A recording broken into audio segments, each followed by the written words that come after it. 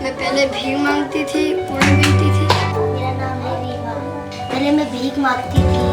पहले भीख मांगता था, कूड़ा बीनता था, फिर कच्चा दौड़ने चला गया। पहले मैं भीख मांगती थी, कूड़ा बीनती थी। My name is Nargis. आगे डॉक्टर बनना है, सबकी सेवा करना है। माय नेम इज सन्ना। अब मैं बड़ी होकर डॉक्टर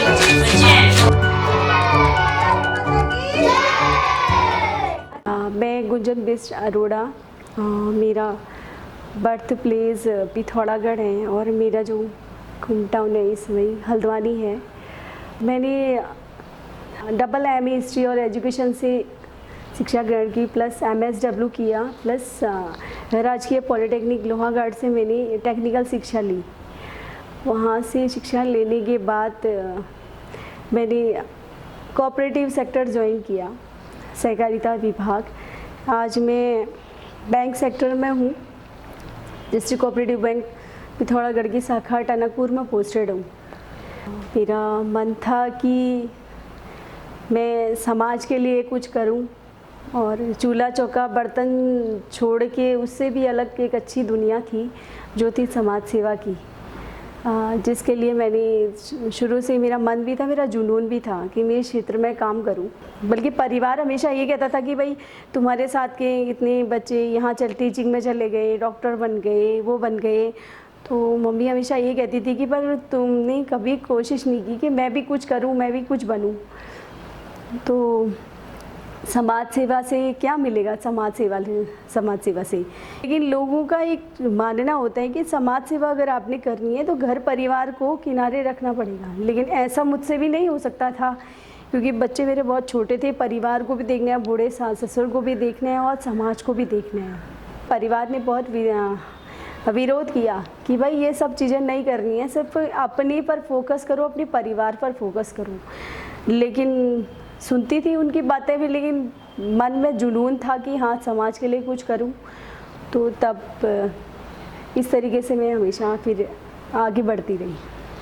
आपका वीरांगना की शुरुआत कैसे हुई? तो मैंने देखा कि जो बाल भिक्षावृत्ति वाले बच्चे होते थे, बस ये मन था कि ये क्यों घूमते हैं, किस तरह में। जब भी मार्केट जाती थी बच्चों को कटोरा लिए देखती थी हमेशा, या फिर आपस में कोई कुछ देता था तो कई लोग पिटते हुए दिखते थे कि भाई ये बच्चे ने चोरी कर ली, इस तरीके से। तो मुझे बड़ा अंदर से मन में बड़ा दुख होता था कि ये किसके बच्चे हैं और किस तरीके से क्यों घूमते हैं, या फिर समाज इनका क्यों विरोध करता है और समाज हमेशा तिरस्कार करता है ऐसे बच्चों का, तो क्यों करता है, उसका कारण जानना चाहती थी। तो एक दिन ये था कि मैं मार्केट जब गई, मेरा छोटा सा बच्चा भी मेरे पास मेरे गोद में था। मैं ये जब एक दूसरा बच्चा आया और मेरी साड़ी के पल्लू से उसने पकड़ लिया मुझे, कहने लगा कि मुझे भीख चाहिए और बहुत सारी दुआएं भी साथ में दे रहा था। तो मैं पूछ बैठी कि भाई आप कहाँ रहते हो, या आपके परिवार वाले कौन हैं, आप स्कूल नहीं जाते हो। तो फिर ये सब चीज़ें, क्योंकि ये चीज़ें मैंने हल्द्वानी में आके ही देखी थी, पिथौरागढ़ में ऐसा मैंने कभी भी नहीं देखा था, यहाँ ऐसा समुदाय ऐसे बच्चे कभी नहीं देखे थे। हल्द्वानी में ये सब चीज़ें थी। तो फिर जब पूछने लगे तो फिर बच्चों ने आके बताएं कि भाई हम हमेशा भीख मांगते हैं, हमारे मम्मी पापा भी भीख मांगते हैं और हमारे दादा दादी भी भीख मांगते हैं। तो मैंने कहा कि आप स्कूल जाना चाहोगे? तो बोले हाँ जाना चाहेंगे। तो मेरे मन में बड़ी खुशी हुई, अगर ये जानना चाहते हैं तो फिर इनके परिवार वाले क्यों नहीं भेजते हैं। मैं अपने छोटे से बच्चे को लेके उनकी बस्ती में चली गई, उनकी बस्ती में घुस गई। जब मैंने देखा तो बहुत गंदगी, बहुत स्मेल उनकी बस्ती से आ रही थी। या आपस में देखा बूढ़े बाड़े आपस में बैठे हुए थे, बात कर रहे थे, उनका कोई जीवन जीने का तरीका नहीं था, कोई बोलने का ढंग नहीं था, और कोई उनका मन में कोई उद्देश्य भी नहीं था कि हम क्यों जी रहे हैं, क्यों ये सब कुछ कर रहे हैं। तो है कि आज अगर मिल गया तो खा लिया, कल की कल सोचेंगे। तो ऐसा उनका जीवन गुजर बसर चल रहा था।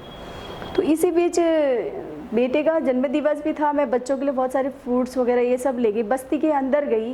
बहुत सारे लोगों ने रोका कि आप अंदर मत जाओ, अंदर नहीं जा पाओगे क्योंकि गंदगी है अंदर बहुत, ऊपर से आपका बच्चा छोटा है, आप बीमार हो जाएगा। तो ये सब चीज़ें मैंने नहीं देखी। मेरी एक आंटी थी वंदना, फिर वंदना आंटी के साथ में अंदर गई। मैंने देखा कि जब उनको बच्चों को पता चला मैं आई हूँ तो बच्चे रोज़ मार्केट में देखते थे, तो मैं भी उन बच्चों से हमेशा बात करती रहती थी। तो बच्चे पहचानने लगे, फिर बैठी, मैं उनके लिए बहुत सारे फ्रूट्स, केक ये सब ले गई। तो फिर देखा बड़ी खुशी उन बच्चों के मन में थी। फिर दूसरे दिन से मैंने जब पहले दिन बात की कि बच्चों तुम लोग अगर मैं आती हूँ यहाँ क्या तुम पढ़ना चाहोगे? तो बच्चों ने बड़ा इंटरेस्ट दिखाया, हाँ हम पढ़ेंगी। ठीक है, मैं दूसरे दिन अपना एक टाइम फ़िक्स किया। घर का सारा काम करने के बाद मैं एक समय फ़िक्स किया कि भाई इस टाइम मैं आऊँगी और इस टाइम सारे बच्चे मुझे यहाँ मिलेंगे। फिर पेरेंट्स से नहीं बोला कि हाँ हमारे पास इतने पैसे नहीं थे हम कॉपी भी खरीद सकें, पेन भी खरीद सकें, या बहुत सारी कि अगर दिन भर बच्चा भीख नहीं मांगेगा तो हमें खाना भी नहीं मिलता। ये भी एक उनकी समस्या थी। तो मैंने बोला अगर ये सारी चीज़ें मैं धीरे धीरे अगर मैं व्यवस्था करती हूँ तो क्या आप इन बच्चों को स्कूल भेजोगे? तो कहते हैं कि ऐसे तो बहुत सारी संस्थाएं हमारे पास आती हैं, बहुत सारे लोग आते हैं, 2-4 दिन आते हैं उसके बाद चले जाते हैं। 2-4 दिन आते हैं, फ़ोटो खींचते हैं और बहुत सारी बातें हमें बता के जाते हैं कि हम तुम्हारे लिए ये करेंगे, लेकिन दूसरे दिन कोई नहीं आता है। यानी कि हम आज देखते हैं कि आज आएगा, नहीं आएगा। तो आप भी ऐसे ही कह रहे हो, इसलिए आप भी शायद आ जाओगे, कल से शायद आप भी नहीं आओगे। तो मुझे उनकी बात बड़ा दिल को छू गई।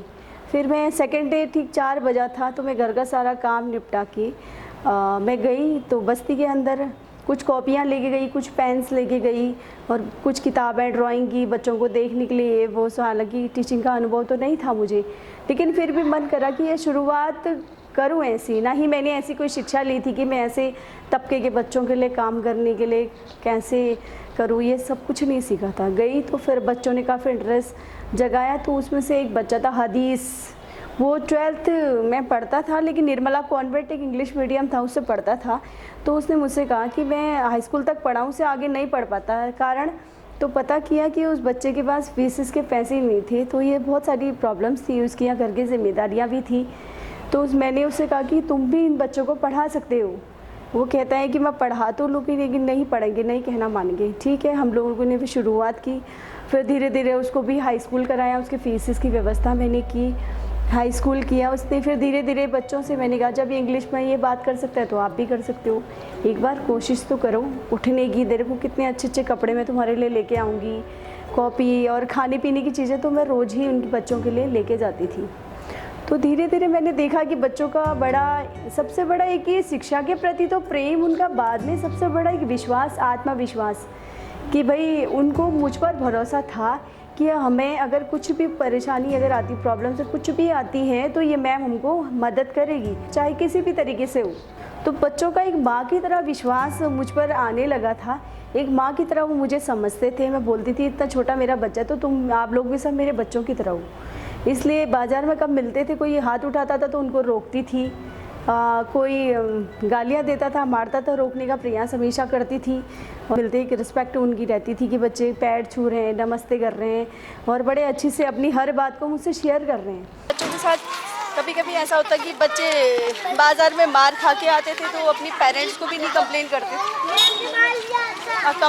तो स्कूल, लेकिन सेंटर में आके हम लोग सारी चीज़ें डिटेल बच्चों से पूछ लेते थे कि आज पूरे दिन भर तुम्हारे साथ क्या घटना घटी, या जब पहले दिन हम छोड़ते हैं उस दिन के बाद सुबह तक क्या क्या चीज़ें उनके साथ कोई ऐसी घटना घटी जिससे इनको परेशानी हुई या कोई दिक्कतें आई। तो बच्चों के साथ अगर मिसबिहेव होता है या अव्यवहारिक करने वाले लोग भी बहुत सारे मिलते हैं तो बच्चे चूसी को चिन्हित कर लेते थे कि ये हमें रोज़ मारता है, फिर उसकी कंप्लेंट्स हमसे करते थे। फिर कई बार तो हम कोशिश करते थे कि खुद ही उस चीज़ को सुलझाएं, लेकिन कभी कभी ऐसा होता था कि हमें प्रशासन की हेल्प लेनी पड़ती थी कि एप्लीकेशन लिख के फिर जो ज़्यादा परेशान करता था उनके खिलाफ कानूनी कार्रवाई हम लोग करते थे। सबसे बड़ी बात, सबसे पहले उनको ईमानदारी सिखाने का प्रयास किया कि भाई आपने ईमानदार रहना है हर किसी के प्रति। अगर आप कूड़ा उठाते हो, कुछ भी करते हो तो पहले आप पूछ लो। वो चीज़ें इनके अंदर नहीं थी। धीरे धीरे फिर बस्तियों से निकलने लगे, कुछ बच्चों के एडमिशन होने लगे। फिर बस्ती में परमानेंट रहना, वहाँ पर पढ़ाना भी खतरे से खाली नहीं था, इसलिए कि वहाँ उनके पेरेंट्स भी कुछ नशेड़ी प्रवृत्ति के भी थे, तो उससे भी थोड़ा मुझे डर भी लगता था। तो ठीक है, लेकिन बहुत अच्छा लगता है कि वो लोग कभी भी उन्होंने अभद्रता मेरे साथ नहीं की।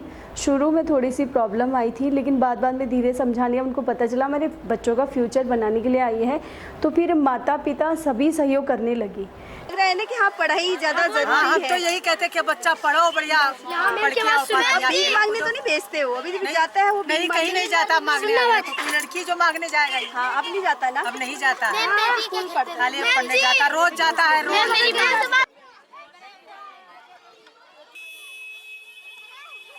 इतने मजबूत है, इतने होते।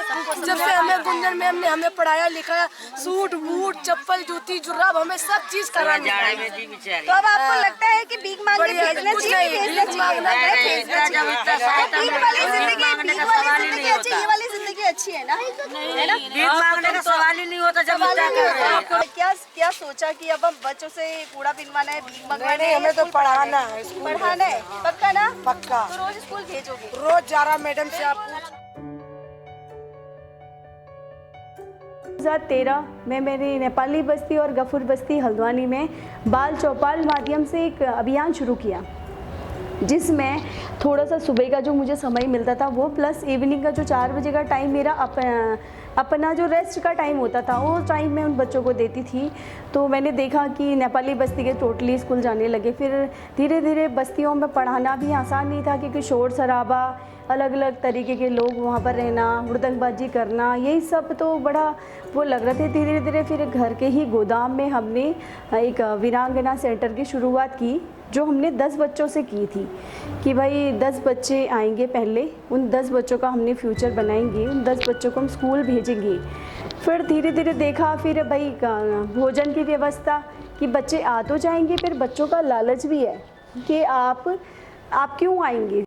अरे पहले तो हमने घर से ही राशन लगाया कि भाई बच्चा आया है, दिन भर भूखा प्यासा है, उसको पढ़ाना भी है, तो पढ़ने में मन कैसे लगेगा जब तक हम उसको भोजन नहीं देंगे, खाना नहीं देंगे।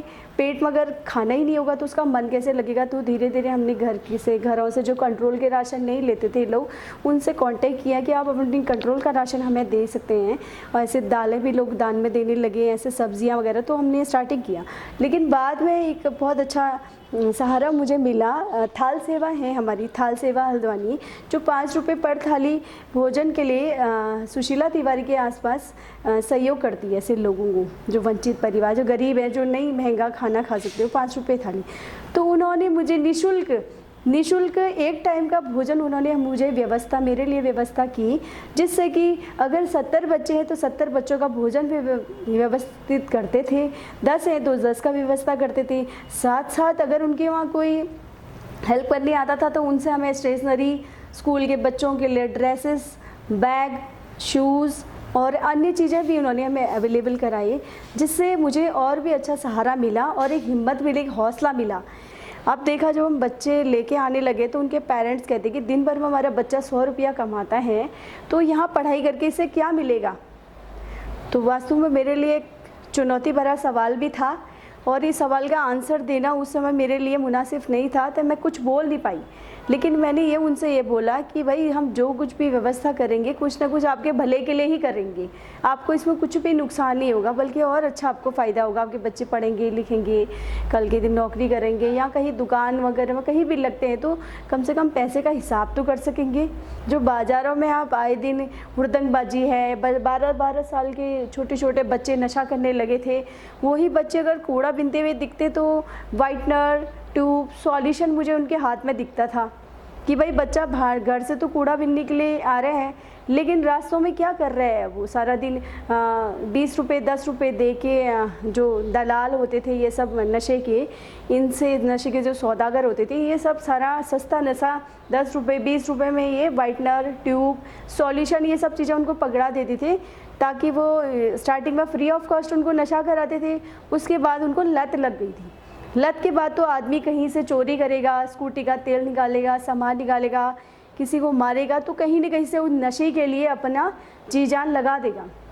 ये चीज़ें भी हमें देखने को मिली। दूसरा था श्रम।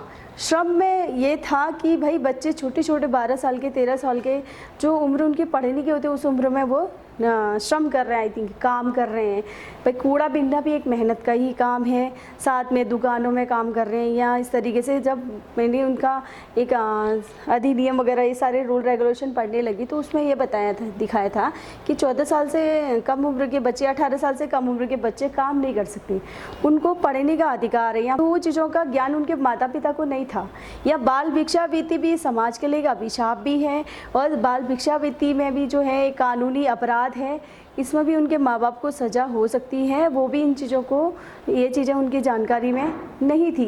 धीरे धीरे मैंने प्रशासनिक लेवल पुलिस डिपार्टमेंट से बड़ा डरते थे बच्चे पुलिस वालों को देख के, कि तो उनको ये पता था कि पुलिस वाले मारते हैं सिर्फ, हो सकता है कि कभी उनके साथ अन्याय हुआ हो, तो यही सब उन्होंने देखा हो। धीरे धीरे जो हमारे आसपास की चौकियाँ थी, उनके इंचार्ज थे, उनको इनवाइट किया, यहाँ पुलिस विभाग में जो भी परिचित थे सबको इनवाइट किया कि आप आओ, बच्चों से मिलो, उनको जो भी आपको बाल अधिकारों की जानकारी है आप उन्हें देने का प्रयास करो। प्लस टीचरों को बुलाया सेंटर में कि आपके वहाँ बच्चे कैसे एडमिशन लेते हैं और कैसे वो बच्चे पढ़ते हैं, पढ़ के क्या बनते हैं, क्या क्या चीज़ें आप स्कूल में सिखाते हो। तो धीरे धीरे हमने एक आध स्कूलों के भ्रमण भी उनको कराए, तो देखा तो बच्चों के मन में एक शिक्षा की अलख जगने लगी थी। उस अलख को थोड़ी सी लौ देना बाकी था। तो उसके लिए हमने ये किया कि स्कूलों में जाके कि भाई आधार नहीं है वो हम बना के देंगे, ड्रेसें मैंने लेके दी। जब 10 बच्चे मैंने स्कूल डाले थे तो धीरे धीरे आज 10 है कि, और बच्चों को तैयार करने बेसिक जो था हम वीरांगना सेंटर में ही सिखाते थे, बेसिक और सारा ABCD अवा क ख 1 2 3 ये सब चीज़ें नॉर्मली एक खेल की तरह खेल में हम उनको सिखा चुके थे। जब उनको लिखना आने लगा, पढ़ना आने लगा, तो उनको खुद इतनी खुशी होने लगी और खुद कहने लगे कि भाई मैम हमारा एडमिशन करवा दीजिए आप स्कूल में। हमने स्कूल में एडमिशन्स करवाया, प्रिंसिपल से मिले, सारी प्रॉब्लम को सॉल्व कराने। मतलब ऐसा नहीं है कि हमने भेज दिया उसके बाद मतलब नहीं है, बच्चा स्कूल उसके बाद प्रॉपर्ली उनकी चेकिंग कर रहे हैं कि बच्चा स्कूल जा रहा है, नहीं जा रहा तो क्यों नहीं जा रहा।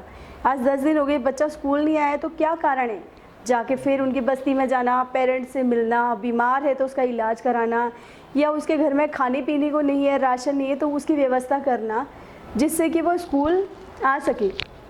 तो ये भी था।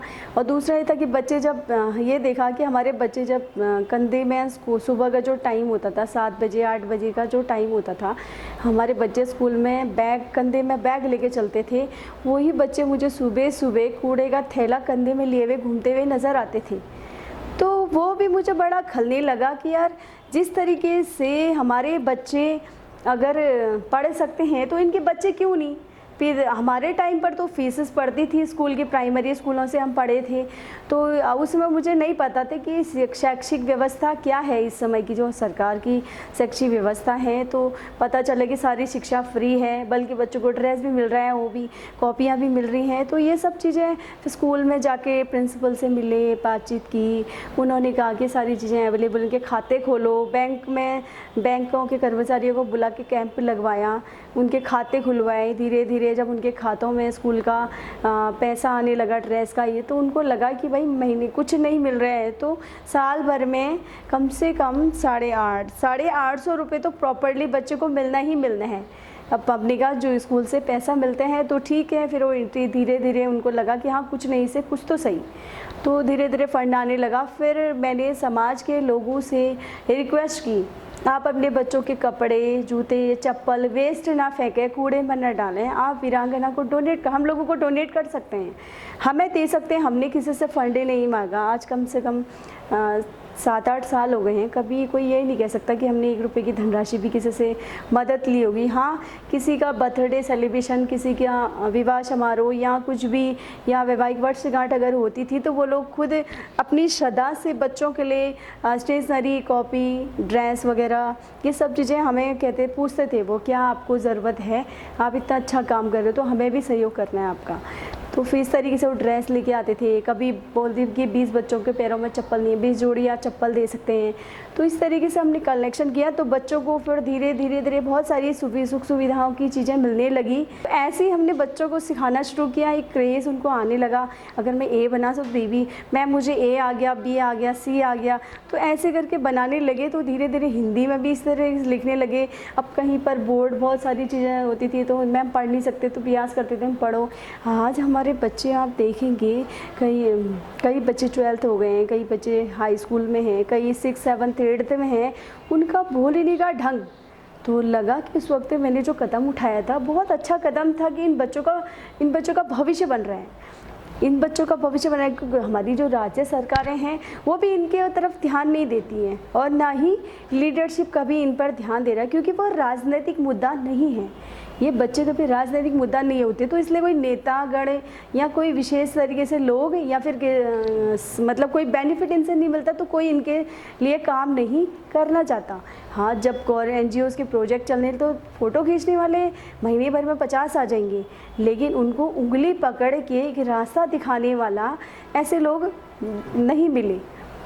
इस तरीके से हमारा एक अच्छा अभियान, और पहले हमने चलाया बाल चौपाल, उसके बाद भिक्षा नहीं शिक्षा दो, कि भाई बाल भीख देने वाले हाथों को रोकना भी ज़रूरी था। हमारा पुण्य कमाने के होड़ में दान देने वाला समाज अपने लिए जो पुण्य कमाना चाहता था वो बच्चों को दान देकर उनका फ्यूचर बर्बाद कर रहा था, उनको भी हमने रोकना था। तो आज मैंने देखा कि हल्द्वानी में एक सकारात्मक परिणाम हमें देखने को मिल रहे हैं कि जिस तरीके से लोग हमें हमारे काम को देख के, हमारी मेहनत को देख के या हमारे सकारात्मक परिणाम को देख के जो लोग आज हमारे साथ जुड़ रहे हैं, ये जुड़कर ऐसा लगता है कि हाँ हम लोग सही दिशा में हैं, हम अच्छा काम कर रहे हैं कि हम इस काम को कर रहे हैं। तो कहीं न कहीं समाज ने भी हमें हल्द्वानी क्षेत्र में तो फिलहाल इतना अच्छा है कि अगर कोई छोटा सा काम अगर अच्छे तन मन धन से अगर हम शुरुआत कर रहे हैं तो लोगों का सहयोग कभी भी कम नहीं पड़ता है, बल्कि बढ़ता जाता है।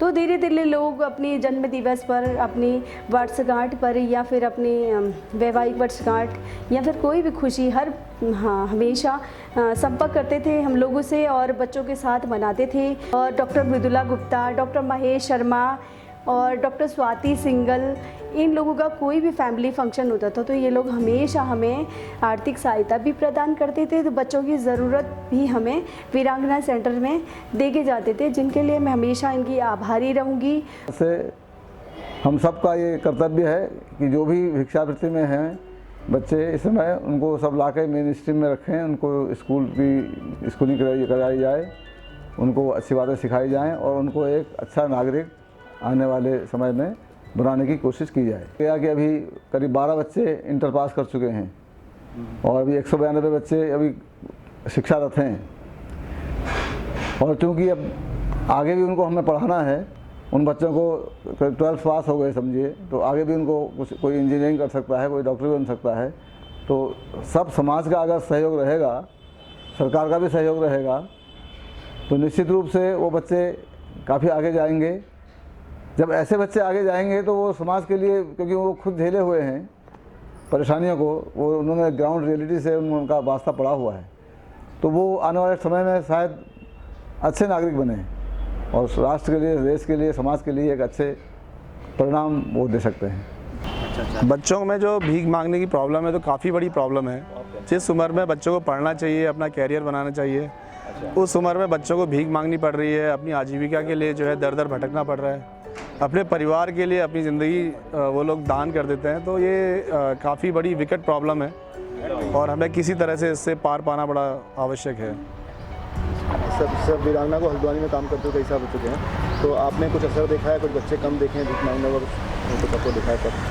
हाँ, वीरांगना बड़ा अच्छे काम कर रहे हैं ये लोग, और जिस परेशानी को हम लोग देख करके केवल मजाक बना देते हैं या फिर पैसे दे करके टाल देते हैं, उसको इन्होंने ग्राउंड लेवल पे जा कर के काम किया हुआ है। उन बच्चों को जो भिक्षा मांगते हैं उनको हाथ पकड़ के पढ़ाना शुरू किया है, उनको उनका जो असली कार्य है वो देना शुरू किया हुआ है। तो ये लोग बधाई के पात्र हैं और वास्तव में भिखारी जो थे काफ़ी कम हुए हैं, जो बच्चों के रूप में हमें रोड में अक्सर मिलते थे, अब हमें काफ़ी कम देखने को मिलते हैं। ये इस परेशानी को हाथों हाथ लिया है और बच्चों को ये वो चीज़ प्रदान कर रहे हैं जो शायद हम लोग सोच भी नहीं सकते हैं। जो इन्होंने उन बच्चों को उस तरह से पाला पोसा है जैसे हम लोग अपने घर में अपने बच्चे को पाल पोसते हैं, और उस चीज़ से ये दूर ले जा रहे हैं उनको कि जिससे कि उन बच्चों का भविष्य ख़राब हो।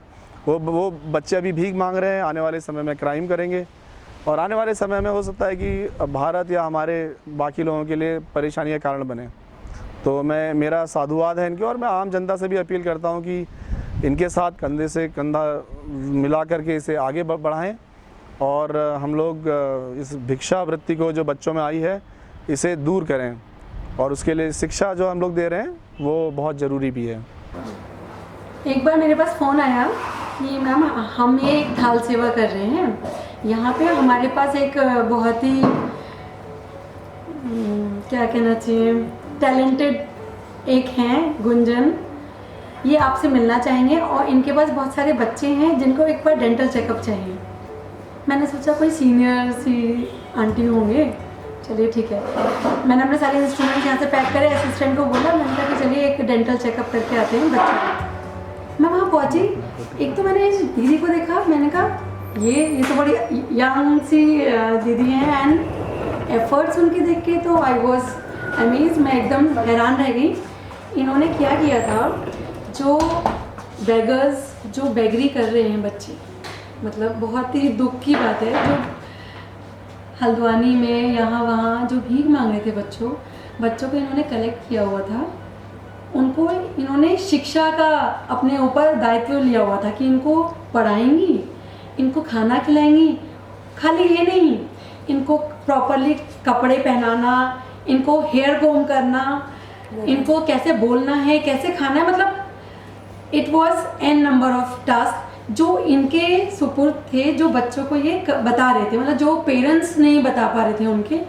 खाली भीख मांगना नहीं रोक रही थी, ये उनको जीना सिखा रही थी, जीना इंडिपेंडेंटली शिक्षा के द्वारा और हर चीज़।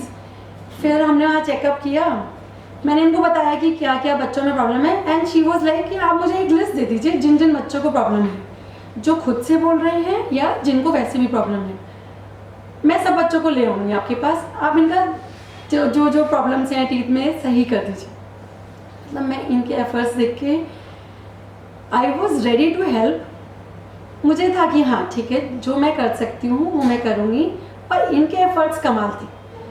ये लेकर आए बच्चों को, उनका ट्रीटमेंट कराया, पहले उनके पेरेंट्स को समझाया कि इनका दांत निकाला जाएगा, इनका दांत में फिलिंग होगी। पेरेंट्स को समझाना भी मुश्किल था, उनको ये था कि दवाई दे दीजिए सही हो जाएगा। इन्होंने कहा नहीं, आप ट्रीटमेंट कराइए जो आगे तक के लिए सही रहेगा। मतलब कमाल था। फिर उसके बाद मैं इनके वहाँ गई वीरांगना, जो इन्होंने एक छोटा सा सेंटर अपना स्टार्ट किया हुआ है, वहाँ जाके तो मेरी उत्सुकता और ज़्यादा बढ़ती गई and I was really impressed. इन्होंने जिस तरीके से बच्चों को सिखा रही थी, हर तरीके से सिखा रही थी, प्यार से मार के भी सिखा रही थी कि नहीं आपको सीखना है, आपको लिखना है, अगर का लिखा है तो का सही नहीं लिखा है, ये ऐसे लिखना है। एक गर्ल थी जो लिखना सीख रही थी, उसके 8-9 महीने बाद मैं गई वहाँ दोबारा, इट वॉज माई बर्थडे। उस गर्ल ने मुझे बोर्ड पर सारा लिखा था, मेरे लिए लिखा था, कोई कविता लिखी थी, हैप्पी बर्थडे लिखा था, और फिर मुझे वहाँ के बच्चों ने कार्ड्स बना के दिए, जो लिख सकते थे उन्होंने लिख कर, और जो ड्रॉ कर सकते थे ड्रॉ। मतलब मैं हैरान थी कि इन्होंने 6-8 महीने में इन बच्चों को इतना सिखा दिया है, मतलब कमाल था। मैं उसका वर्णन नहीं कर सकती जिस तरीके से इन्होंने किया, बट बहुत अच्छा लगा बच्चों को। एंड बच्चे खुद इतना मतलब चेंज थे। मैंने पूछा तो उनमें से मोर देन 50% बच्चे मुझे बोल रहे थे कि अब हम ब्रश करते हैं, क्योंकि मैंने लास्ट टाइम बोला था यू शुड ब्रश, तो उन्होंने बोला दीदी आपने बोला था इसलिए अब हम ब्रश करते हैं, अगर हमें कोई प्रॉब्लम होती है तो हम दीदी को बताते हैं। मतलब कितनी सारी चीज़ें उन बच्चों ने वहाँ जाके सीखी थी पढ़ने के साथ साथ। हम जितने सामर्थ्य हैं, भगवान ने हमें जितना सामर्थ्य बनाया है, अगर उस चीज़ में हम किसी की भी कुछ भी हेल्प कर पाएँ तो इससे अच्छा कुछ नहीं है। मैं आप लोगों से यही अपील करूँगी कि गुंजन जी की मदद करें, भिक्षा नहीं शिक्षा दें। अगर आप शिक्षा या कोई सहयोग नहीं भी दे पा रहे हैं तो कम से कम भिक्षा ना दें।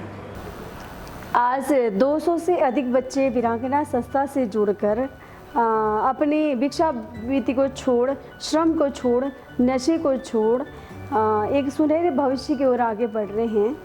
कभी इन बच्चों की चेहरे की तरफ देखें कि ये भी आपके अपने बच्चों की तरह नज़र आएंगी। उतनी ईमानदारी, उतना ही प्रेम, उतना ही हौसला इनके अंदर भी भरा हुआ है। बस ज़रूरत है तो सिर्फ एक सहयोग की, ताकि इनकी बाल भिक्षावृत्ति को रोका जा सके, इनके भविष्य को अधर में जाने से रोका जा सके। ऐसा हमेशा एक प्रयास करते रहना चाहिए। और ज़रूरी नहीं कि भीख देकर आप उनके जीवन को सफल बनाएंगे या उनकी मदद करेंगे। भीख को रोक कर एक अच्छी दिशा देकर उनका जीवन सफल बनाने में हम सब मिलकर सहयोग कर सकते हैं।